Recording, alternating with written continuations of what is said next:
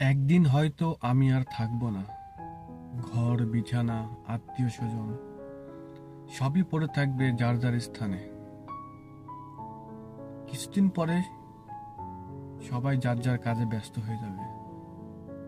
কারো কারো ফোন গ্যালারিতে আমার নামটা থাকবে, কিন্তু ওই নাম্বারে আর ফোন দেওয়া হবে না।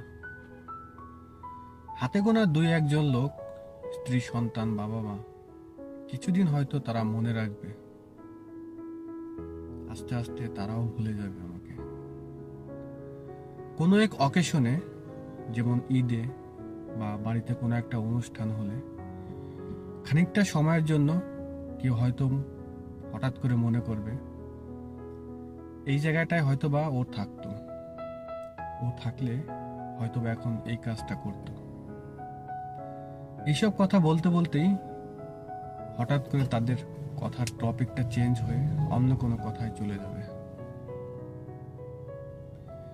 ঈদের সময় বা কোনো একটা অনুষ্ঠানে বাড়ির লোকজন যখন একসাথে হবে, হয়তোবা দু একজন কবরটা জিয়ারত করার জন্য যাবে।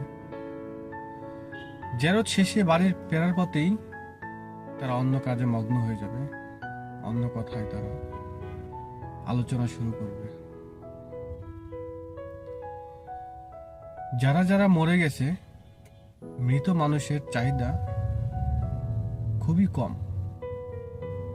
তারা কবরে শুয়ে থেকে শুধু একটা জিনিসই আশা করে, যারা পৃথিবীতে বেঁচে আছে, তার আত্মীয় স্বজন, সন্তানাদি, তারা যেন তার জন্য শুধুমাত্র একটু দোয়া করে, যাতে সে ওই অন্ধকার কবরে ভালো থাকতে পারে। আমরা যারা বেঁচে আছি, আমাদের আত্মীয় স্বজন, পাড়া প্রতিবেশী যারা মারা গেছে, আমরা তাদের জন্য দোয়া করব, যাতে আল্লাহ তাদের বেহেশত নসিব করে। ভিডিওটি ভালো লাগলে শেয়ার করে দেবেন।